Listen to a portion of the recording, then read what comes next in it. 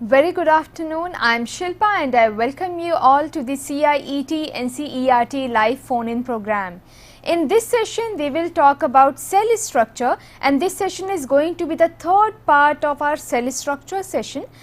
In this session particularly, we will talk about nucleus and cell organelles, and with us we have Professor Animesh Kumar Mohapatra from RIE NCERT Bhubaneswar. I welcome you, sir. Thank you. Thank you very much. Good afternoon to all the viewers. So in our previous classes, we have discussed about the prokaryotic cells and eukaryotic cells, on what basis living cells are classified into two types, that is prokaryotes and eukaryotes. Then in the last class, we discussed about the cell membrane and cell wall. Today we'll go inside cell.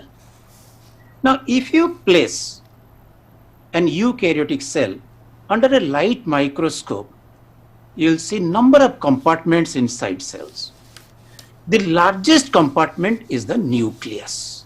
So let's study about nucleus today.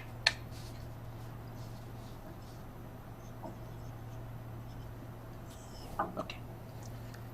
The nucleus was first observed in 1665 by Antony van Leeuwenhoek. As you all know, in 1665, Antony van Leeuwenhoek modified the microscope and increased the magnifying power. Then after that, he observed living cells like sperm cells, bacterial cells, red blood cells, and protozoans. Now, while observing the red blood cells of amphibians and birds, he noticed there is a rounded clear area inside cells. Then the real credit goes to Felix Fontana, who observed nucleus in the epidermal cells of eel. But it was, that is, Scottish botanist Robert Brown observed nucleus in plant cells, and he described the structure of the nucleus, and the term nucleus is derived from a Latin word kernel. So it was Robert Brown who first described the structure of the nucleus. Now, if we go to this nucleus is of various shape in different cells. The nucleus may be spherical. The nucleus may be oval in shape, it may be kidney shape, it may be rod shape. So the shape of the nucleus varies from cell type to cell type. Even the size of the nucleus also varies from cell type to cell type. And the size of the nucleus also you can correlate with the number of chromosomes present inside it. If you take a diploid cell, which is having two sets of chromosomes, and if you take a haploid cell of the same organism which is having a single set of chromosomes, there will be variation in the size of the nucleus. So the size of the nucleus also varies from cell type to cell type. Then again, what is the position of the nucleus? The position of the nucleus also varies. For example, in case of cuboidal cells, the nucleus is centrally located. In case of columnar cells, the nucleus is basally located. If you see plant cells, the plant cells are having a large central vacuole, so nucleus is peripherally located. So different cells, in different cells, nucleus is positioned differently. But in most of the animal cells, you will find nucleus is centrally located, but there is variation in the position. If you say nerve cell, if you see, that is a very long cell, but nucleus is present inside the cell body. So the position varies. So this is about the shapes, size, and position of the nucleus.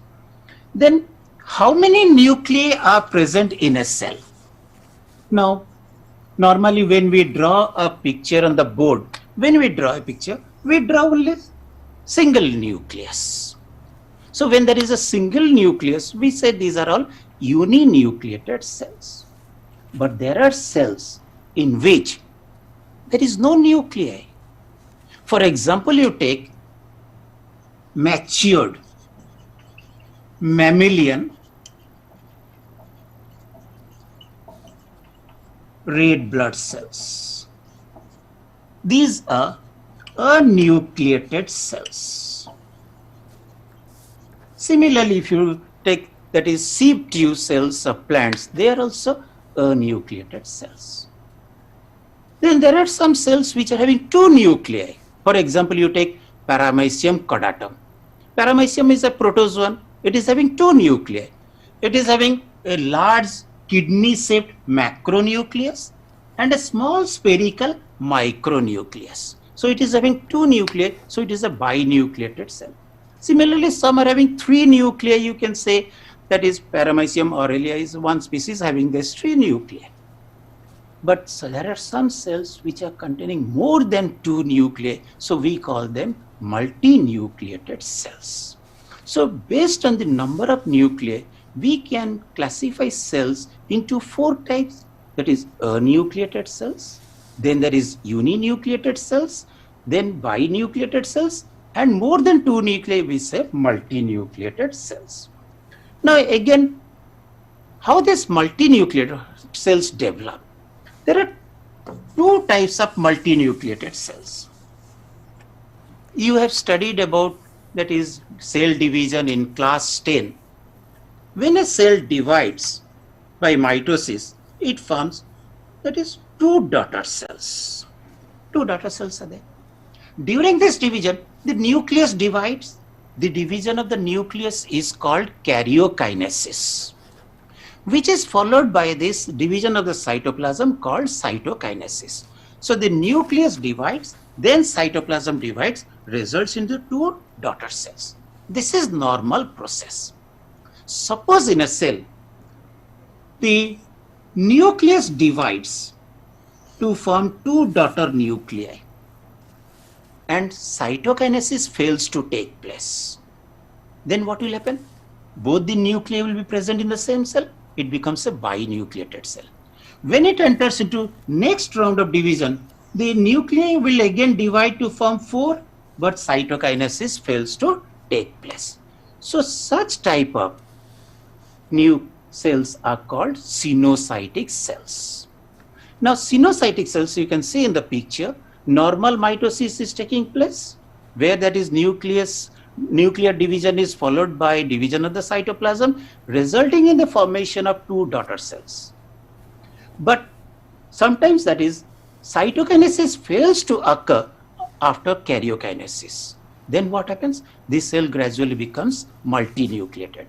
So such type of multinucleated cells which develop due to failure of cytokinesis, then they are called sinusotic cells. For example, you can see one example in the picture I have shown you, that is hyphae of rhizopus, that is sinusotic hyphae. Then there is Upellina, you take example, Progeria, you can take example. These are sinusotic multinucleated cell. Another type of multinucleated cell we can take, that is syncyte. So before you proceed to syncyte, you were just about to explain us. I would like to ask you a few questions based on your previous slides. Yeah. Yes. Yeah. You said that the nucleus is a kind of control chamber for the cell.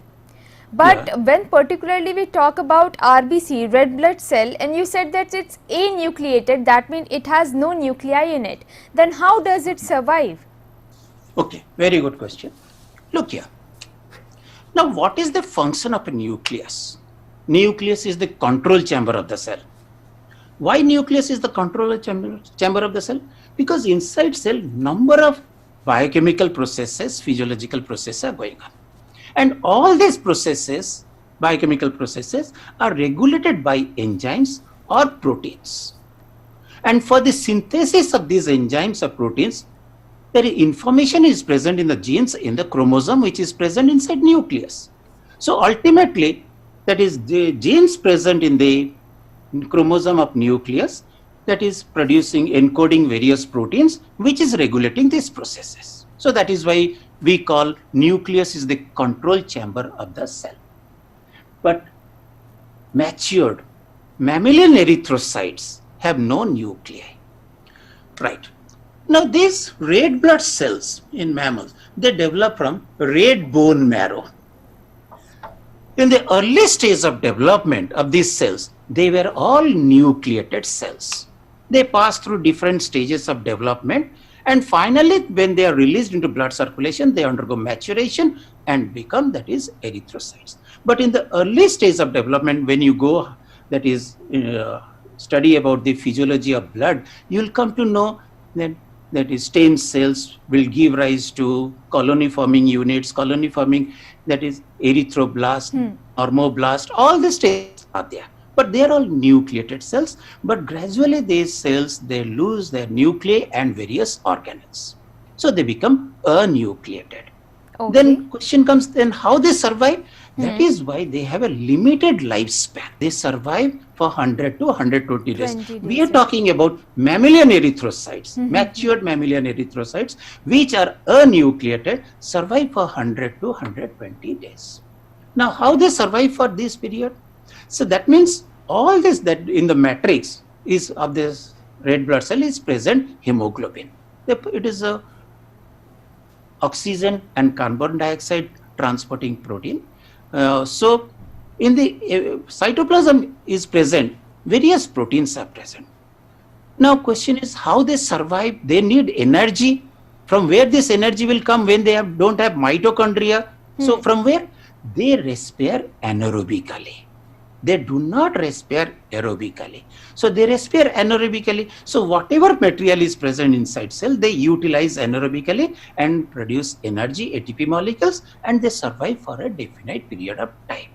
So after 100 to 120 days, they are removed from the circulation, either in the spleen or in the liver. So that is why they are having a definite lifespan. Okay. Now question is, you have to be very clear here. We are using a term anucleated cell. In some books you will come across, they write also enucleated. Is it that anucleated and enucleated are this, that is same, or they are different? Now anucleated cells which have, that is, lost their nuclei, but they are previously during their development they had nucleus, but gradually they have lost their nuclei. The nuclear disintegrates and so that is why they are without nuclei. But enucleated cells, that is, which suppose we take cells and we remove the nucleus from the cell in the laboratory, then we call them as enucleated cells. So is it clear that is how these mature red blood cells, though they are not without the control chamber, why they are surviving? Because they are respiring, that is anaerobically, and by process of glycolysis and fermentation, producing ATP, and survive for a definite period of, that is, time. Right? Very well you made us understand, sir. But I would like to ask you one more question. Sure. Yeah. You said that paramecium has two nuclei, one is macro and one is micro. Does these nuclei have the same function, or they are different in their functionary? Yeah. So look here. So Paramecium is having two nuclei. Paramecium Caudatum is having two nuclei. One is macronucleus and one is micronucleus. These two nuclei, they have different functions. The macronucleus or the meganucleus, it is polyploid in nature, and it regulates the day-to-day active metabolic activities. Day-to-day metabolic activities of the cell. But why this? While this micronucleus, that is, contains the germline hereditary material, which regulates the process of reproduction. Paramecium reproduces by binary fission. It also reproduces sexually by conjugation. So this micronucleus regulates the reproductive activity of the cell, while this macronucleus regulates day-to-day metabolic activities of the cell. And this macronucleus divides by the process of amitosis. In the next, we'll come across cell division in the next class. So we'll study it divides by the process of amitosis, while micronucleus divides by the process of mitosis as well as by the process of meiosis. So the basic difference is that this is controlling the process of nutrition, all metabolic activities that is necessary for the existence, survival. But this nucleus is controlling the reproduction part of the cell, right? Yes, sir. Okay. So we discussed about how sinusoid is developing. Then again we'll discuss another type of multinucleated cell, that is syncyte. Now you can see in the slide, I've taken a group of uninucleated cells. Each cell is covered by a new cell membrane. But if these cells, now look at the picture, if these cells, they come in contact with each other and the cell membrane between adjacent cells due to some factor dissolves, then what will happen? The protoplasm of all the cells will fuse to form a single mass. So when they fuse to form a single mass, then what happens? It develops into a multinucleated cell. So such type of multinucleated cells are called syncyte.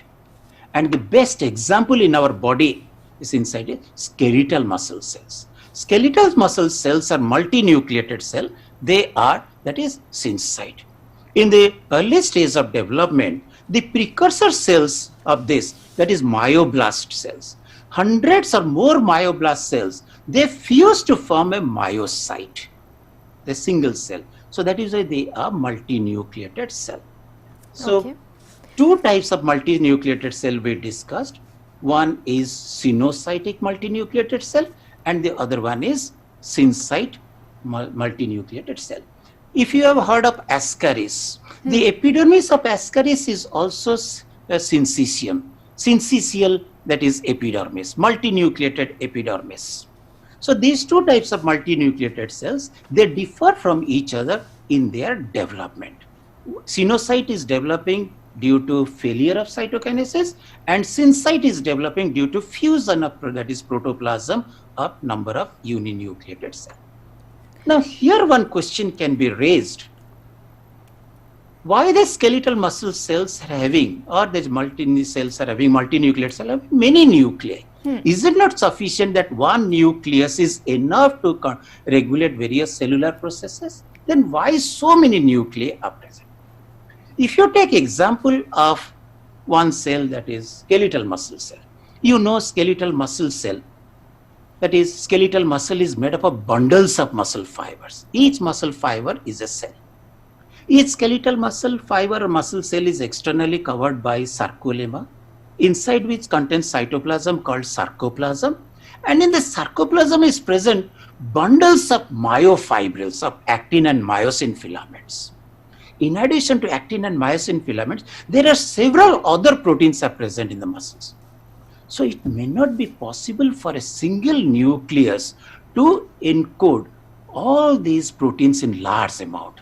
So one advantage is that if there will be large number of nuclei, because actin, myosin, then so many proteins, they can be synthesized at the same time by these genes present in the different nuclei. So this is one. Another example you can take, this hyphae of that is rhizopus, they elongate long distances, they spread in long distances, and they are exposed to different micro environment. So if it will be single nucleus, it may not be possible to adjust to different micro environment. So if there is a number of nuclei, immediately according to the micronuclei, different nuclei will that is express different genes and can sustain the environment. So this is exact function is not known. Probably these are the reasons why multinucleated cells have developed to cope up with the requirement of the cell, cope up with the environment of the cell. Well, so this is about the type of cells based on the number of nuclei. Now let's study the structure of the nucleus. Now if you see here, so this is, I have taken this structure of, this is a nucleus, right? As I told you, when you will see an eukaryotic cell under light microscope, you will see the largest compartment inside eukaryotic cell is the nucleus. So that is why we have started with nucleus. The nucleus is surrounded by nuclear membrane. Then inside nucleus is present a semi-fluid substance called nucleoplasm, which is the protoplasm of the nucleus. Then in the nucleoplasm, can you see a dense rounded body here? This dense rounded body is nucleolus. Then you can see here thread-like structures which are called chromatin. That means 4 things I told you. Nucleus is surrounded by nuclear membrane. Then inside is present nucleoplasm. Then in the nucleoplasm is present this nucleolus and thread-like structures which are called chromatin. Now let us discuss them one by one. Now first we'll go for this nuclear membrane. Nucleus is a double membrane structure. It is having 2 unit membranes.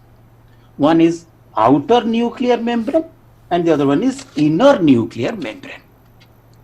Both the membranes are lipoprotein in nature. We have already discussed in the last class the membranes are lipoprotein in nature, containing a bilayer of phospholipid molecules, and there is proteins, intrinsic proteins and extrinsic proteins are present, plus small amount of carbohydrate. So similarly, both outer nuclear membrane and inner nuclear membrane are lipoprotein in nature, and they have a thickness of about 6 to 8 nanometer.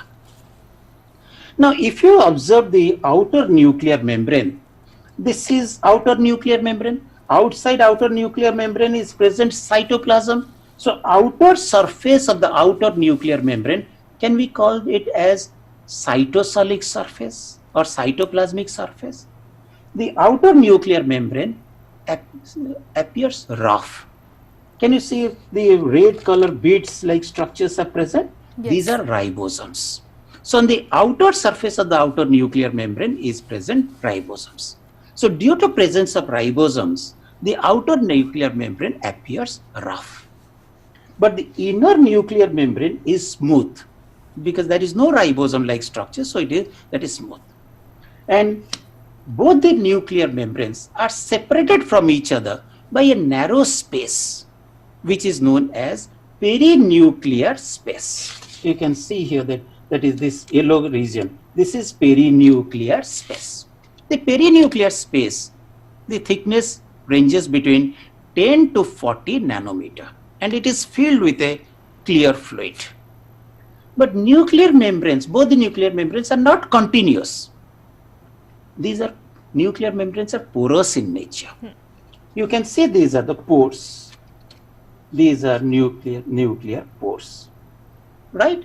And each nuclear pore is fitted with a nuclear pore complex. Now, what is the function of these nuclear pores and what is the function of nuclear pore complex? Through these nuclear pores, macromolecules from the cytoplasm enters into nucleus, or from the inside of the nucleus goes to cytoplasm. Now, what are the things? You know, inside nucleus is present chromosome. Chromosome contains DNA. DNA contains genes. When these genes are expressed, that is RNA molecules are produced. Then ribosomal RNA or tRNA, mRNA, these molecules are produced.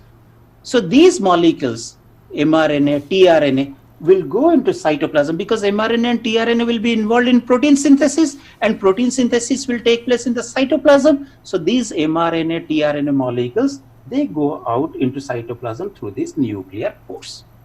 Now what will come inside? Inside nucleus, replication of DNA takes place, transcription takes place. This replication and transcription requires number of proteins and enzymes. These are synthesized by the cytoplasm by ribosomes. So these enzymes and proteins which are required for the process of replication and transcription enter into the nucleus through these nuclear pores. I gave you examples. So what macromolecules are going out and what macromolecules are coming inside. And the reason each nuclear pore is fitted with a nuclear pore complex which regulates. That means from this we can say that nuclear membrane gives a definite shape to the nucleus, number one. Second, nuclear membrane acts as a barrier, regulates the transport of various substances inside and outside of the nucleus. And third is, you can see this, I told you, on the outer surface of the outer nuclear membrane is present ribosomes.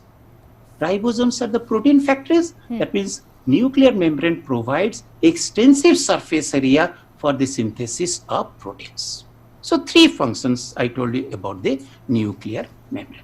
Yes. Then coming to that, inside this nucleus is present a semi-fluid substance. This semi-fluid substance, which is homogeneous in nature, which is transparent, dense, and called nucleoplasm. So nucleoplasm forms the matrix of the nucleus. And in the nucleoplasm is present nucleolus and chromatin fibers. What is the function of nucleoplasm? In the nucleoplasm, replication of DNA takes place. Transcription of RNA takes place in the nucleoplasm. Then third will go, there is a rounded structure. Can you say, all of you? Yes. This is called nucleolus. Now, nucleolus is a dense spherical structure. It is not covered by any membrane. It is a membraneless structure. And nucleolus is the site of synthesis of ribosomal RNA. Ribosomal RNA, there are different types of ribosomal RNA. When we'll go to ribosome, cell organelle, we'll discuss what ribosomal RNA are present. So inside nucleolus, there is synthesis or transcription of ribosomal RNA takes place. Then ribosomes are mainly containing proteins and ribosomal RNA. The proteins synthesized in the cytoplasm, ribosomal proteins, entered into the nucleolus, and inside nucleolus, these ribosomal proteins and ribosomal RNA, they assemble to form ribosomal subunits. So we can say nucleolus is the site of biogenesis of ribosomes, formation of ribosomes. So that means there is transcription of ribosomal RNA and formation of ribosomal subunits. Now question comes, how many nucleoli are present in a cell? Normally a cell contains single nucleolus. But how about there are some cells which are actively involved in protein synthesis, like oocytes of reptiles, birds. They contain number of nucleoli inside their nucleus. So number of nucleoli depends upon the type of cell. If a cell is actively involved in protein synthesis, may have more than one nucleoli. So far we have discussed nuclear membrane, nucleoplasm, and nucleolus. Any question you want to raise? Yes, sir. We have received actually several questions, but the first question I'll ask you, what is nuclear cortex? Nuclear cortex. Okay. Now, as I told you, this is nucleus. So nucleus. This is outer nuclear membrane. This is inner nuclear membrane. On the inner surface of the inner nuclear membrane is present a thin network of protein filaments. A thin network of protein filaments. These protein filaments are made up of protein lamin.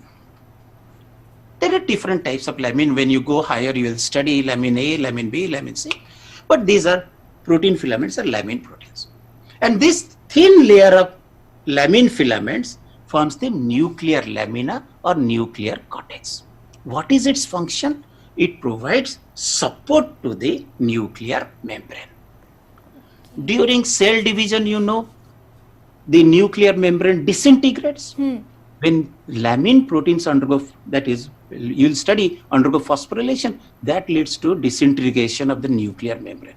Towards the end of the nuclear division, again nuclear membrane are reformed around the set of chromosomes. So lamin protein plays an important role in the disintegration and reorganization of the nuclear membrane. Now here I'll tell you one thing, that is all of you must have seen. Have you seen this movie, Amitabh Bachchan's movie, Pa? Yes. Have you seen that? Have you seen this? See, he has performed this role. This is known as Hutchinson-Gilford Progeria syndrome. This is a syndrome. Premature aging takes place. Now, what is this premature aging? Why it occurs? Now, this laminin protein, which is providing support to the nuclear membrane, if there will be no laminin protein, then what will happen? The nucleus will be disorganized. It will not divide. So what will happen? The cells will die. So here what happens? This syndrome, that is Hutchinson-Gilford Progeria syndrome, this is due to a mutation in the laminin gene. That laminin gene is present in the chromosome number 1 in the long arm, that is Q arm. If there is a mutation, that is change of one nitrogen base, that is cytosine to thymine, change of one nitrogen base, produce a defective laminin protein. So because of this defective laminin protein, what happens? The nucleus undergo disorganization. So when it is disorganized, then it will not divide and the cell dies. That leads to various abnormalities and there will be premature aging takes place. And the people survive maximum for 14 to 15 years. So at the age of 2 also you'll see that his aging process has started. So this is the nuclear cortex which you asked me is also known as nuclear lamina, which is made of protein, laminin proteins. Okay. Right? Sir, viewers have actually asked several questions. I'll take a few. Akash, he is asking that you talked about nucleoplast, that means the protoplasm of nucleus, and we have also read the protoplasm of cell. So are the contents similar in both the protoplasm? Yeah. So let me tell you first, this is cell membrane. Inside cell membrane is present a semi-fluid substance which we call that is protoplasm. In the protoplasm is present nucleus, right? So that means this is a compartment in eukaryotic cells. In the last class we discussed that there are several compartments. So inside nucleus I told you there is a semi-fluid, homogeneous semi-fluid transparent substance which we call nucleoplasm. So nucleoplasm is considered as protoplasm of the nucleus, and surrounding nucleus we say that is cytoplasm. Say cytoplasm also can be mentioned as that is extranuclear protoplasm. That means the protoplasm which is present outside nucleus, extranuclear protoplasm, or that is known as cytoplasm. But the composition of these two differs because they have different functions. So inside nucleus, what is it? Replication of DNA, then transcription is taking place. But in the cytoplasm, there are a number of that is your anabolic and catabolic processes are going on. So the composition varies, but both are semi-fluid in nature. So the entire is called protoplasm. So just for sake of convenience, we are telling this is cytoplasm, that is outside protoplasm, outside nucleus. And here nucleoplasm, we say that it is nuclear protoplasm or protoplasm of the nucleus. Am I clear to you? Yes, sir. May I take another question? Sure. Yeah. It has been asked by Mr. Krishna. He is asking, sir, does nuclear pores help in balancing osmosis in nucleus? Okay. Now first, what is osmosis? In the last class we discussed osmosis, the movement of the molecules of the solvent from a region of its higher concentration to a region of its lower concentration. But for the sake of convenience, we say from a dilute solution to a concentrated solution. Now water molecules, that is move from cytoplasm to nucleus or nucleus to this. The nuclear membranes, I told you, they are lipoprotein in nature. Water molecules are polar molecules. So can they pass through phospholipid bilayer? Phospholipid bilayer allows only non-polar substances or lipid soluble substances to pass through the phospholipid bilayer. But you know, the membranes are dynamic in nature. The phospholipid molecules undergo rotational movement, they undergo lateral movement, and very rarely they undergo flip-flop movement. During this movement of the phospholipid molecules, narrow that is crevices appear. Through these crevices, small amount of water molecules can pass, and water usually passes through intrinsic proteins called aquaporins.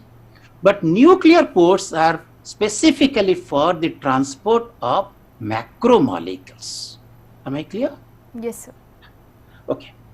So Shilpa, we have already discussed three components of the nucleus.